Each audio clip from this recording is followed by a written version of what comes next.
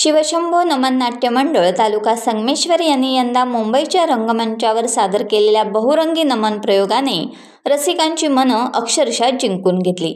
जितेंद्र महाडिक यांच्या निर्मितीखाली सजलेल्या या नाट्यप्रयोगाने पारंपरिक नमन शैलीला आधुनिकतेची साथ चढवत एका वेगळ्याच कलात्मक दुनियेत प्रेक्षकांना घेऊन गेले। संदीप सावंत लिखित कंस कथा क्रोधाने तृणावर्त पेटला या कथानकावर उभा केलेला कृष्ण तृणावर्त संघर्ष प्रेक्षकांना खिळवून ठेवणारा ठरला। वायुरूपात उभा ठाकलेला तृणासूर, त्याच्याशी कृष्णाचा जीव घेणा सामना आणि त्याच्या वधानंतर कंस झोपेतून दचकून उठण्याचा प्रसंग या सर्वांचे नाट्यमय सादरीकरण सभागृहात विजेचा झटका देत गेले। दरम्यान नटखट गवळणींच्या अप्रतिम सादरीकरणाने रसिकांची मनं मोहित केलीच, पण समाज प्रबोधनाचा संदेश देताना कलाकारांनी महिलांवरील वाढत्या अत्याचारांवर भाष्य करत छत्रपती शिवाजी महाराजांच्या काळातील न्यायव्यवस्थेची आठवण करून दिली। कलाकारांच्या शब्दांमागील ताकद अनुभवताच सभागृहात टाळ्यांचा कडकडाट झाला आणि छत्रपती शिवाजी महाराज की जय च्या घोषणांनी नाट्यगृह दणाणून गेले।